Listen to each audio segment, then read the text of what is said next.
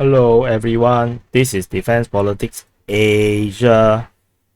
Some people say in the comments they don't like this joke about pressing the like button. So I'm very disappointed. There's no joke on this like button. So you can protest lah. Press the like button. Protest. Protest.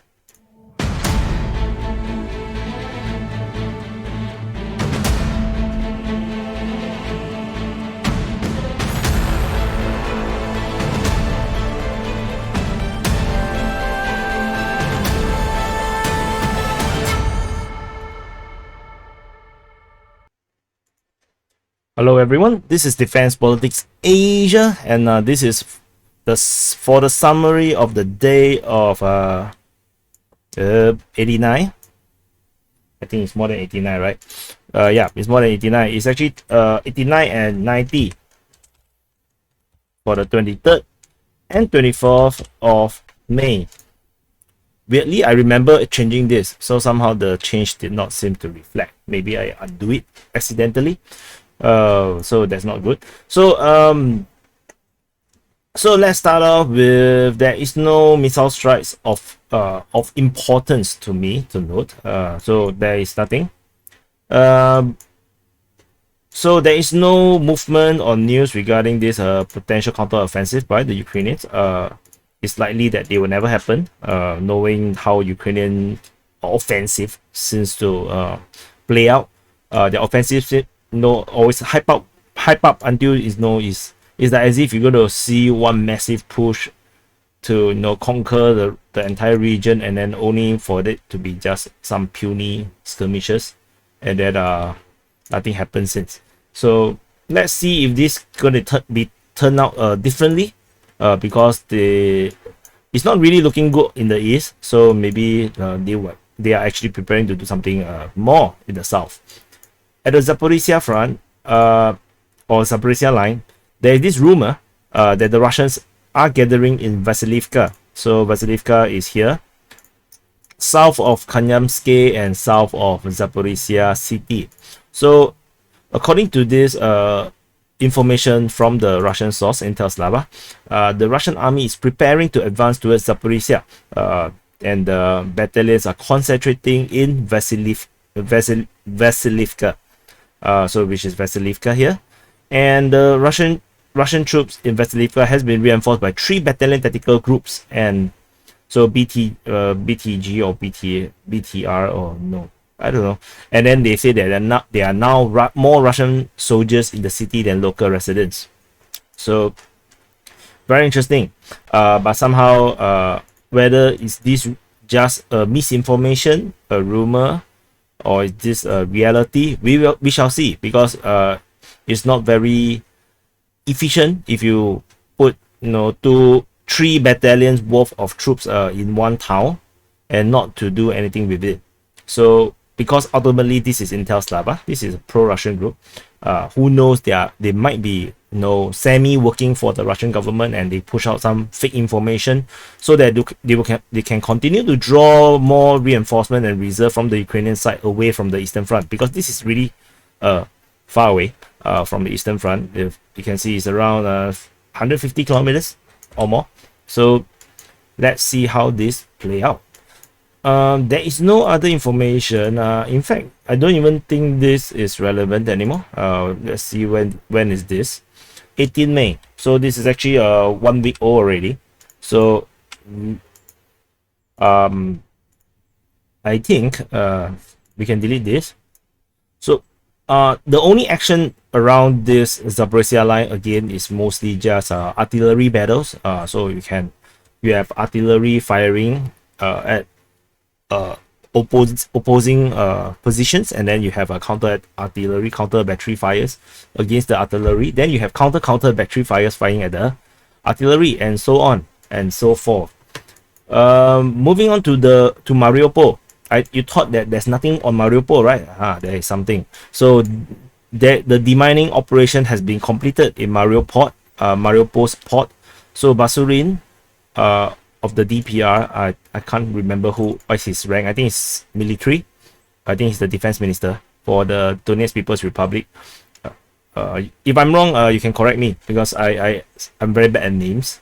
So anyway, they say that the demining of Mariupol seaport has been completed, which means that they have combed through the entire port for explosive and booby traps, mines, bombs, and they have completed the entire operation of this demining operation. And now, which means that the port will now be soon ready for operation, which means that reinforcements, supplies, humanitarian aids, everything can come through Mariupol now. And this will actually shorten the supply line by quite a bit, because if you go from Rostov-on-Don, it's actually rather far. You have to drive easily 200 to 300 kilometers to reach the front. But from Mariupol, no, the front is just 80 kilometers, and the most 110 kilometers or 100 kilometers is a lot shorter. So that's the benefit of having Mariupol port. Of course, they do have Berdyansk, so Berdyansk port is still operational. But based on previous experiences by the Russians, if the Ukrainians still have ballistic missiles, like the infamous I forgot the name. So the missile that they used to attack Berdyansk, if that missile is still operational, then Mariupol port might be in some kind of danger. But I haven't seen shooting downs of that missile system for some time already, based on my vague memory of all these Russian official reports. So I think the ballistic missile troops by the Ukrainians are actually running really low, or they have been entirely eliminated. I do see missiles being shot down, but I don't think they are the same genre or the same type. Anyway, going to the Donetsk Front, fighting continued at Velika Novosilka. There is this major Russian offensive at Mykolaiv, and there is fighting reported at Slavne previously. They are fighting for Velida. This one has been fighting for some time. Velida is really hard. And there is of course a major operation at Marinka. There is fighting reported at Krasnohorivka. This is I might have missed out telling you this from May 22nd. So this from May 22nd, which is not very long ago, just 3 days ago. And there is fighting reported at Visly. This one is actually a data information since 20. It has been 5 days since. No information really about this. Especially Pisky is such a Pisky word to it. So it's really hard to find information on it without having a lot of Pisky results coming out to piss me off. So towards the north of Donetsk city, we have Avdiivka, which is a major stronghold of the Ukrainians. Fighting continues. There is a push towards Avdiivka, and then there is also a Russian source saying that the push did not happen. So it's very confusing. So let's assume that there is a push into Avdiivka. But if you want to remember this, there is actually around 4,000 troops around Avdiivka on the Ukrainian side. So there is this threat of encirclement from the north. However, these are heavily entrenched areas of the Ukrainian forces. These are very heavily entrenched, and don't be deceived by all these pre-war fortification and entrenchments. There are probably more than this. Probably every single small towns here are entrenched. So it's not going to be easy to even go around it. So moving further north, there's no information on Novokalinov. I'm not even sure if this is still exists, because it's 13th of May.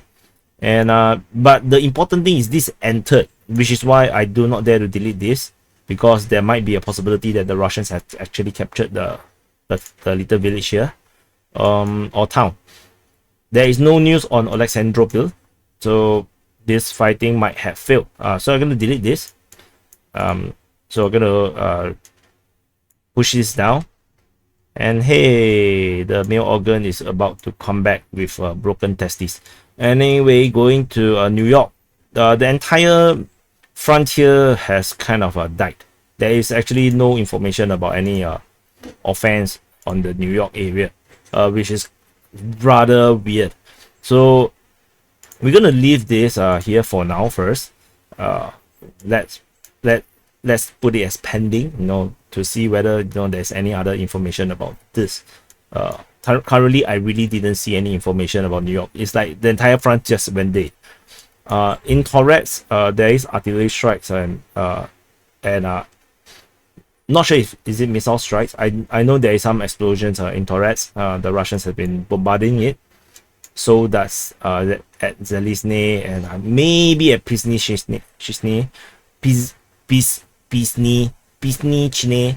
Anyway, there's no ground offensive as of I understand around this area. Moving all the way to the border of the Donetsk, which is Bakhmut Front.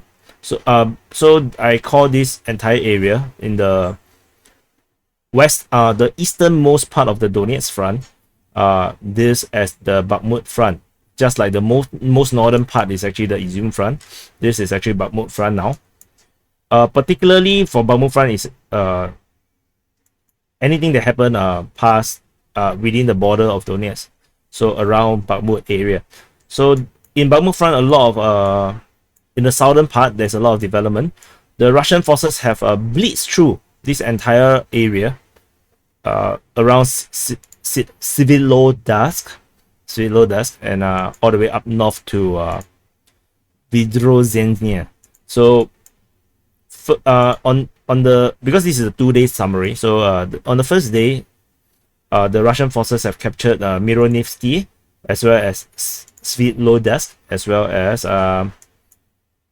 Svitlodarsk. So the Ukrainian forces have since retreated from Svitlodarsk. In fact, they did not just retreat from Svitlodarsk, they actually retreated from the entire front.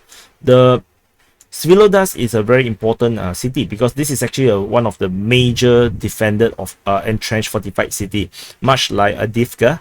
Avdiivka is this one. Much like Avdiivka, this is one of those real stronghold of the Ukrainians. And during the Civil War over the past 8 years, the Donetsk and Luhansk People's Republic forces had never had a breakthrough on this city. They always fail to take this city, and this city continues to hold. And for the Ukrainians to just throw and abandon this city despite being one of the most entrenched one must be a huge loss for the Ukrainian forces. But they have no choice because the encirclement is coming, and if they do not leave, then they will become the next Mariupol. And I think the soldiers here are not as crazy as those in Mariupol, which is why they have retreated quickly. The likely place that they will retreat to is actually to Bakhmut, where this is the main city and hub of this entire front here. So as a result, the Russians had a very easy time. They basically just marched into empty cities. Like they captured Mykolaiv and then Svitlodarsk. And in today's information, if you have seen the latest update, the Russian forces have captured Luhansk, Mironivka, Vozdizhenka, as well as you cannot see until I scroll in, Krynishny, or Krynishny, how do I pronounce? Krynishny. I think that's the proper pronunciation in Russian. And roti.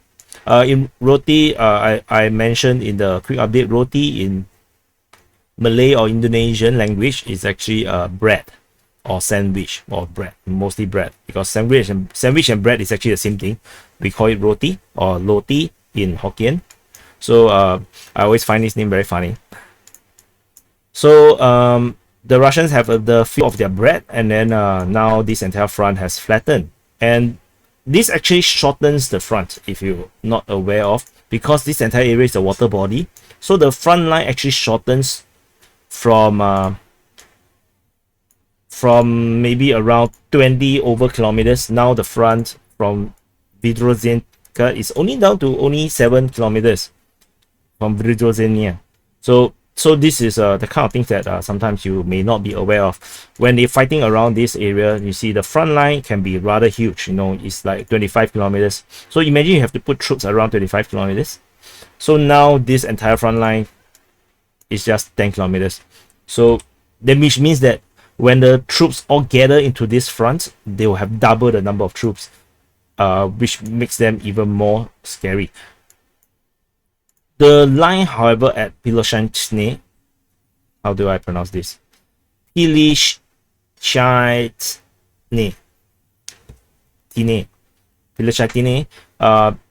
these defenses on the Ukrainian side continues to hold.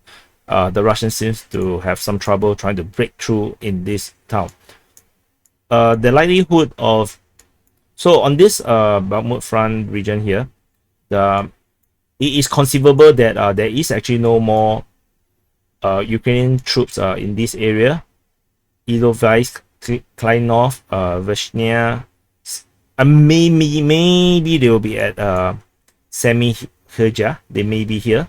They may be defending this position because they you do not want them to break the front line here. So they will actually defend this area. They might actually defend this area, but I'm not so sure. This is unlikely. They probably will be here. Not sure about this place. Because this entire front line is actually crumbling, and these are actually behind the major fortification in front, which was previously rather safe. And so there's unlikely to be a very heavy entrenchment around here. So not sure what they will do about this. It's actually not an enviable position for the Ukrainians to be trying to form a defensive operation around this kind of situation where your troops are still running away while the Russians are chasing you tightly behind. So as such of this capture, I shall delete all these pimples here. So so no more pimples. Feeling better now? Yeah. So oh yeah, I forgot to mention, the Ukrainians attempted to blow up this dam. And this dam is actually rather difficult to blow up, and I think I want to show you some images about this dam here. I wonder if I can find it with the dam. Ukraine. Oh no, I think I cannot find it.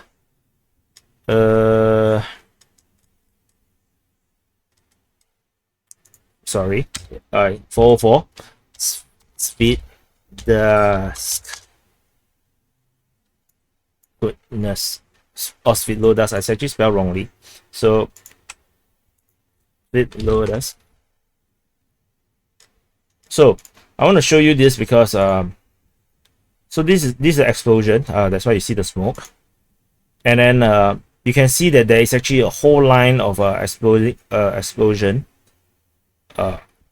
through this concrete and then ground kind of dam, which is actually a permanent dam. With, I think maybe there's a drain there, you know, draining water out. And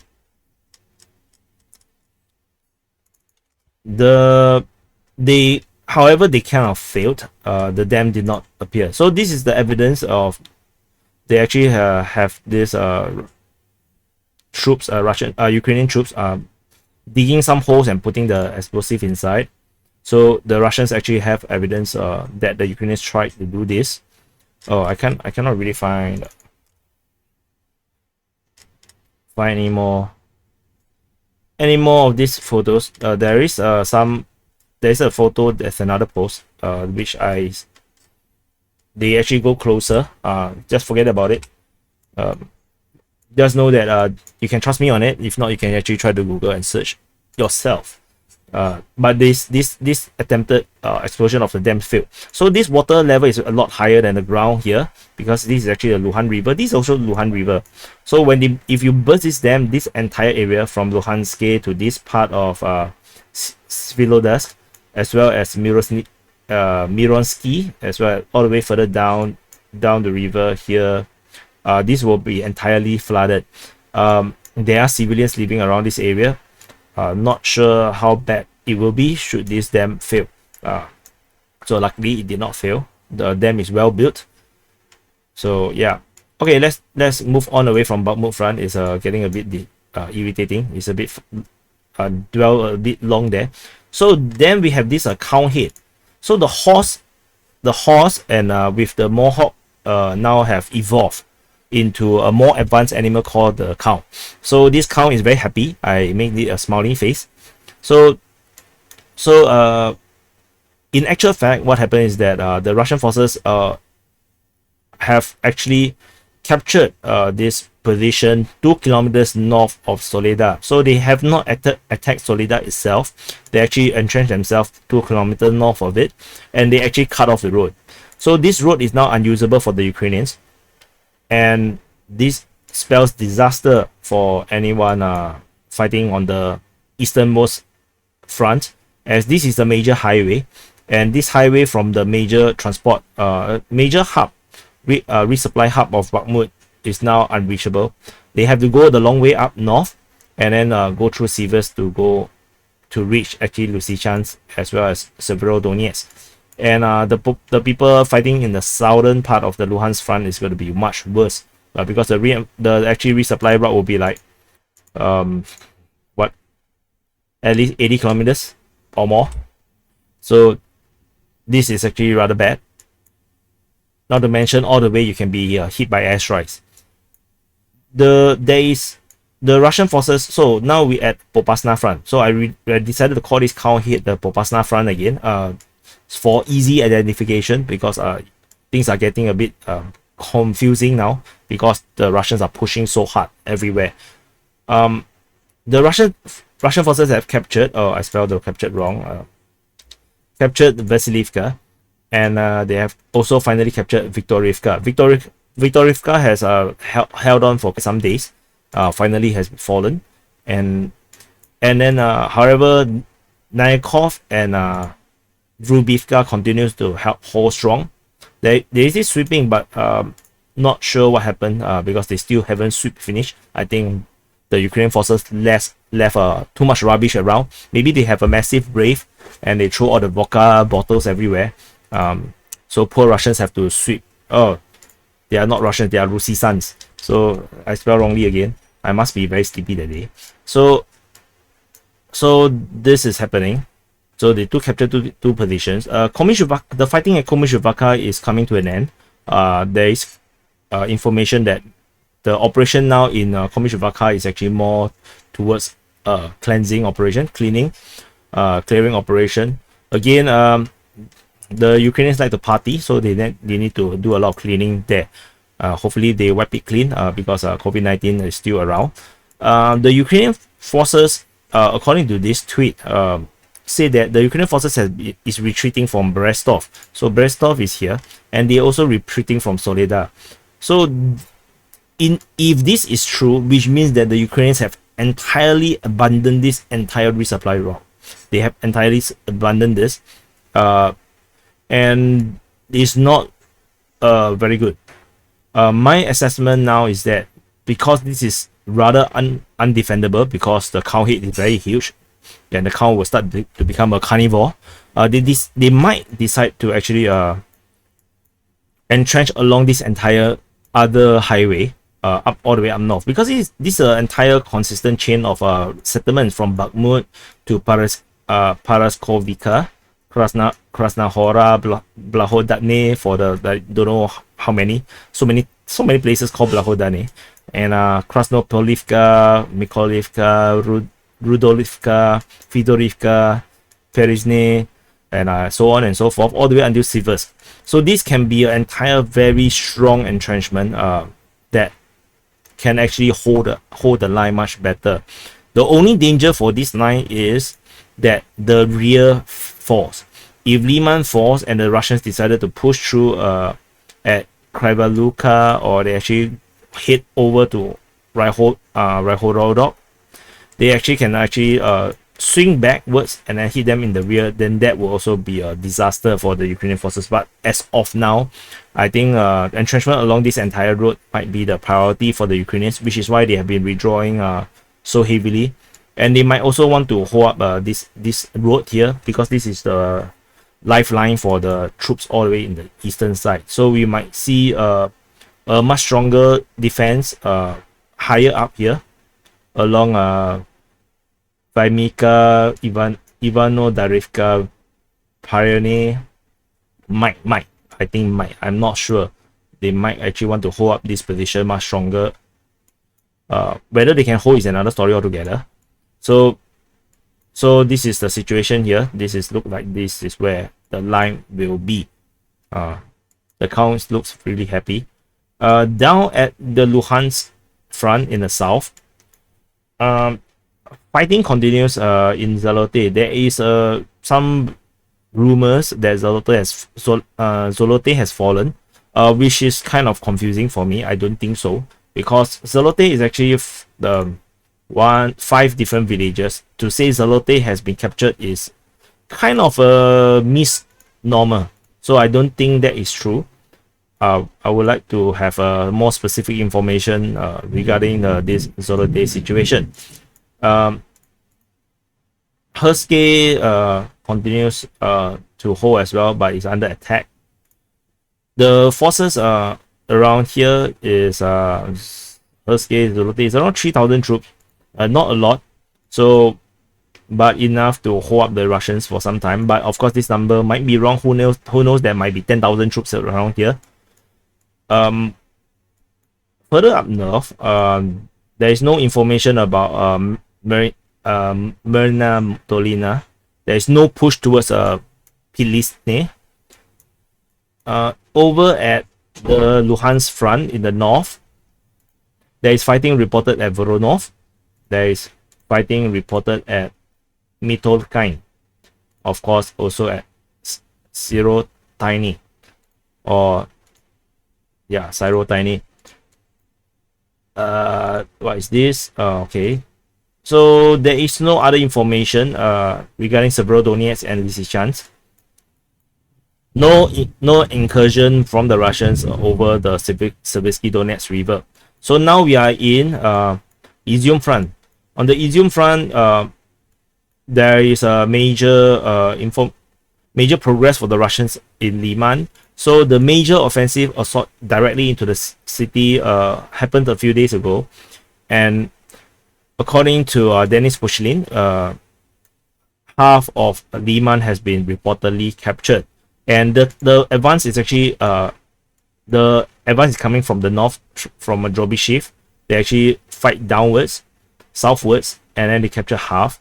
And as of the latest frontline information, I have mapped it according to the Russian source. They actually drew a map in this way, so I actually followed the map. So now it looks like this. The latest might actually suggest that this entire area, this entire residential area, might be captured by the Russian forces. From the latest one that I saw from someone else on Twitter, but I'm not so sure how authentic is that, so I'm not going to follow that yet. I can read quickly through. So on the morning of 23rd of May, the Allied forces, which is what they call themselves, between Chechen, Donetsk, Luhansk, and Russian combined forces, begin their assault on Lyman. So they siege the city, and then of course the Ukrainians will blew up bridges, mine infrastructures, and then the Russians clean up the green. I have no idea what that means, and put up reserve. Troops entered from the direction of Drobyshev as well as Stavka. So Stavka is actually here, Stavki. So they actually entered from two directions, north and northeast. And then where is it? And then on the 24th, so they captured the northern district. On the 24th, they captured Zeleny Klin, the micro district, which I cannot find on the map. I'm not sure where is it. Google Map not really good with names used by the locals. So the Ukrainian forces is forced out into the adjacent forest, which is actually here. They actually retreated in the direction of Shuzhrovo, which is actually Shuzhrov here, and then the battle continues, around this region. There is also fighting, fierce fighting at Nevozivimosti Street, formerly known as Fruzny. Frunze. However, I also cannot find this street. And then there is an administrative quarter around there. So the main defense of the Ukrainians are now at the railway station area and in the industrial zone, which is probably this here. This is the industrial zone, and probably here as well. So the artillery on the Ukrainian side is actually operating from the side of the Chalk Mountains near Ryho. What's the name of it? Ryho Rodok. So Chalk Mountain probably is this one. This look very chalky. Yeah, Chalk Mountain. So the Ukrainian artillery is actually from here. They are bombarding inwards. The distance from Chalk Mountain to Lyman is actually around 8 kilometers to 10 kilometers within around there. So well within artillery range. So this is the latest update from the Lyman area. There is no update. There is fighting at Pasika. So I'm not sure if I mentioned this before. Which then corrected the front line so that this part is actually belongs to the Ukrainian side. This entire entrenchment might be these Ukrainian forces might be gone, and I think they are too small to be reported. So I'm going to delete it in front of you. Yeah. So I don't think there is no more. I don't think there is any worth mentioning Ukrainian forces around this area. So I'm going to close up this this border or this frontline region in front of you, and you can also kind of see how this works. So this is the front line now. The entire Oskil bulge is gone. There is no news regarding this entire push in the forested area. No news at all. At Dovhenki, the Russian forces still yet to have fully controlled the town. So any information that say Dovhenki is captured by the Russians are premature. I don't think the Russians have a clean control over this village. Even if they have captured the entire village over here, if they are all constantly under fire from the forest line, the tree line around here, I don't think that will make it a captured location, right? So they have to clear out this entire area before they can fully capture Dovhenki. There is no other information about this, no other changes in terms of the front line here. There is, however, information that from actually this information is interesting. It's actually from the Izyum City Council, and this is actually a Ukrainian city official. He actually informed the Ukrainians that there are a concentration of 20,000 troops in Izyum. So he said that this is the largest military group in the territory of Ukraine, and that's more than 25. This is probably mistranslated. Better group, and or BTG, I guess. And there is more than 20,000 armed Russian forces that they are constantly trying to advance in the direction of Sloviansk. So probably they are counting this entire force here as 20,000, and he's reporting that this 20,000 troops is actually advancing towards Sloviansk, which I don't think is true.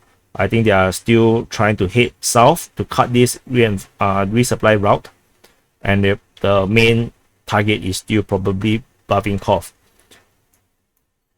Moving all the way to the Happy Front. On the Happy Front, just want to update here. The Ukrainian forces actually control Sosnivka, Svitlodarsk, as well as Duvanka. So these three locations are based on different information. Had me correcting this front line. I cannot say captured because I don't really know when they captured it. So this is actually a correction in terms of the front line, because previously these are not listed as controlled by the Ukrainian forces. So now we can have this updated front line, which we can see that the next town is already Kozacha Lopan, where is the stronghold of the Russian forces. The Russian forces also actually controlled Supivka. So this information is because we saw that to deter the offensive of the Ukrainian forces, they actually blew up the bridge at Zolochiv, which is actually very far away. I have no idea why. I don't really understand this statement, but Subivka in this statement shows that it's actually under Russian control, which is why I actually updated it. So we now have a more updated front line here. There is fighting reported at Lipsy. It's actually a Russian attack, a Russian offensive. This fighting reported at Bostrova has been outdated. These are old news now. There's no more changes and update regarding this fight. So this is deleted. This will be deleted. So I delete in front of you. Same thing for Vasily. This is also dated already. No more fighting reported regarding this area. So these are old information. So I want to delete it in front of you so that you know this happened. If not, things disappear and you might not actually know what happened. The Ukrainians actually launched an offensive to recapture Ternova. They want to capture Zaporizhzhia as well as Rubizny. So this they actually launched this attack, but so far there's no success yet. Not sure what is the status now. No news regarding this Burkina Basarivka troops there. Might not even exist anymore. The Ukrainians is attacking Pershotravne or Pershotravnevi, and also they are trying to advance towards Hontarivka, so towards this direction. However, I think the Russians counter attack, and they are now fighting at Kotimilia. Yeah, I spelled wrongly. No wonder I get a bit confused. Komtimlia. So this information is the latest one that I see. So the information that first started was that there is fighting around this area at Pershotravne and Pershotravnevi. Then there is offense towards Fontarevka, and then we have this UAE forces trying to advance in the direction of Hontarevka, but fighting is at Chotimlia. So this is a change of position. There's unlikely any kind of heavy entrenchment, which is why the fighting here is probably very maneuverable, whatever, you know what I mean. There's a lot of movement in this fight, so this probably what is happening over there. So I think I have covered everything. So this is the summary. In case you are interested, I have no information about the Polish battalions at Pavlograd. There are rumors that the Russia have missile strike Pavlograd in reaction to this information. However, I cannot confirm this information. So if I have news about these Polish battalions, I will let you know. Tentatively, I have no information about them. So this is the summary for the day of 89 and 90. Imagine that we are already in day 91, and for the 23rd and 24th of May. So this is the summary for Ukraine, and do press the like button. Please subscribe if you have not subscribed. Share this to your friends, contacts, and people who actually give a damn about this war. And I'll see you in the next update.